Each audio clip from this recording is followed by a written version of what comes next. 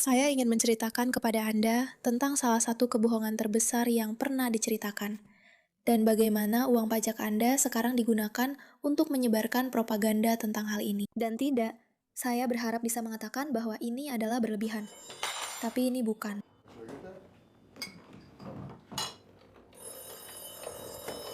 Halo?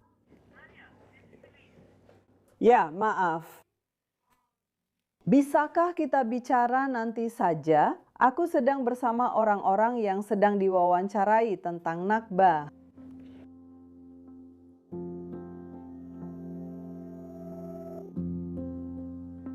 Waktu itu aku berumur 9 tahun.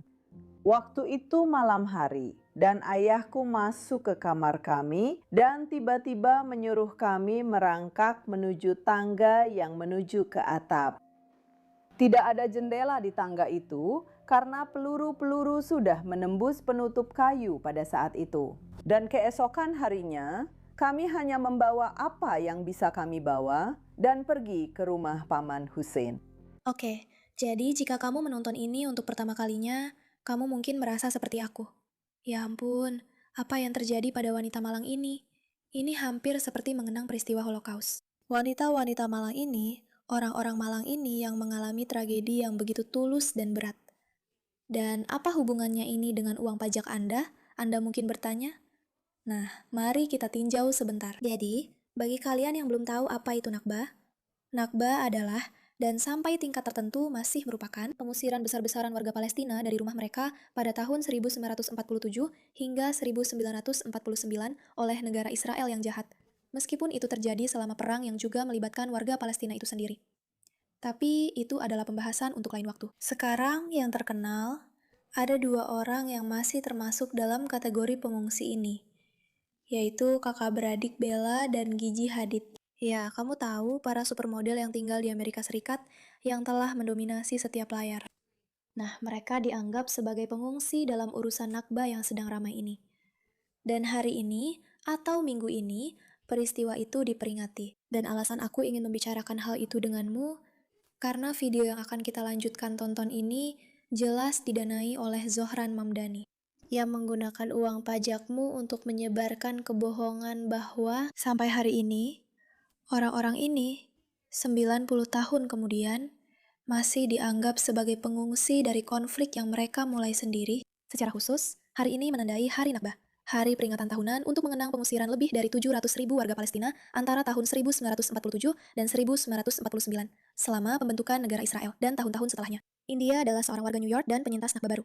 Dia membagikan sebuah kisah kepada kami tentang rumah, tradisi, dan kenangan yang diwariskan dari generasi ke generasi. Dan, tentu saja, Rashida Tlaib telah memutuskan untuk memperkenalkan resolusi pengakuan Nakba.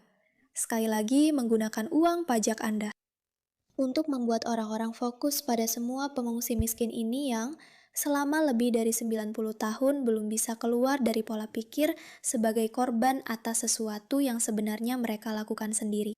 Resolusi 1289 ini, yang didukung bersama oleh 12 anggota Partai Demokrat, termasuk tentu saja perwakilan Ilhan Omar, menggambarkan Nakba sebagai proses yang terus berlangsung yang terkait dengan berdirinya Israel dan mendesak pengembalian dana Amerika Serikat untuk UNRWA sambil menegakkan resolusi PBB 194. UNRWA, saya ingatkan kepada kalian semua, adalah entitas yang selalu digunakan oleh Hamas, sebuah organisasi teroris.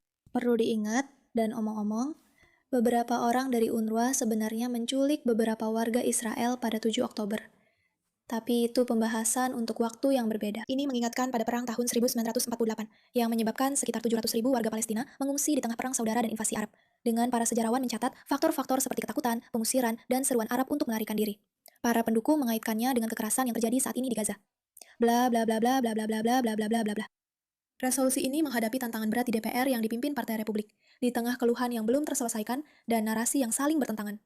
Narasi yang saling bertentangan, yakni bahwa Nakba tidak pernah berakhir. Dan inilah yang ingin saya ceritakan kepada Anda. Ini adalah kebohongan yang tidak pernah berakhir.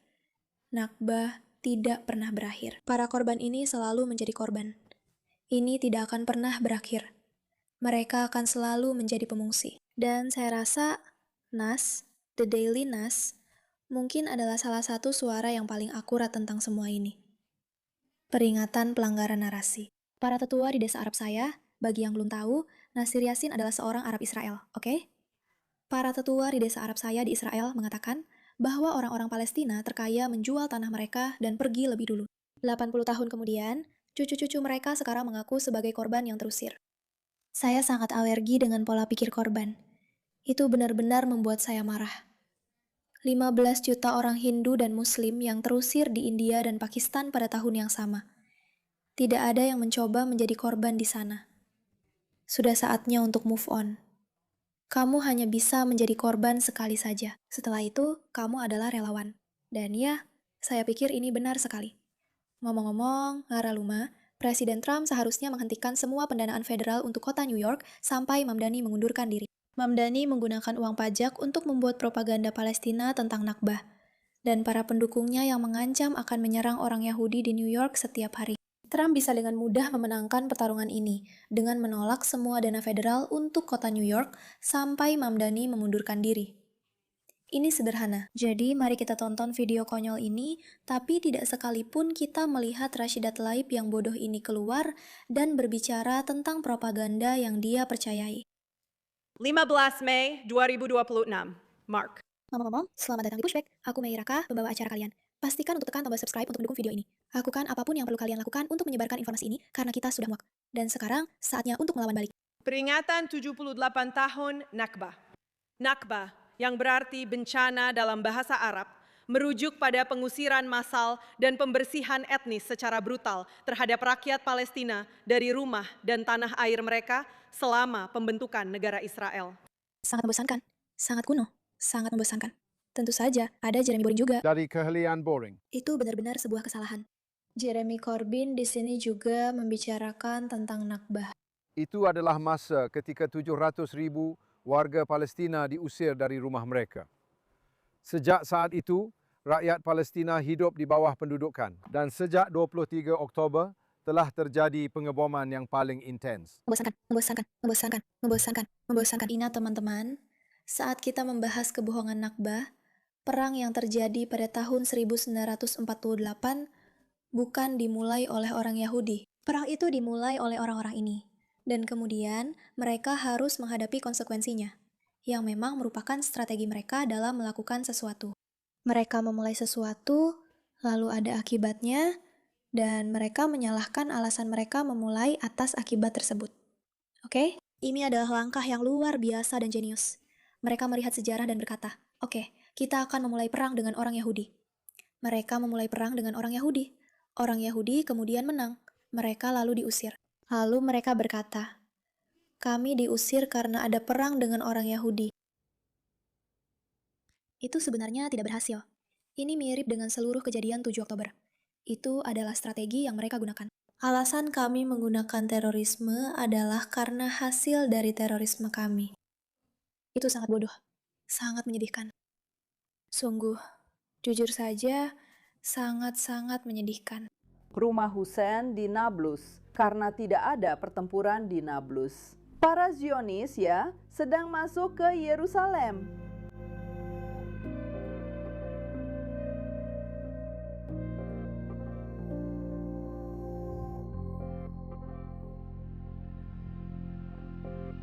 Ini benar-benar membuatmu bertanya-tanya, kenapa Mamdani perlu menghabiskan uang untuk video ini sekarang?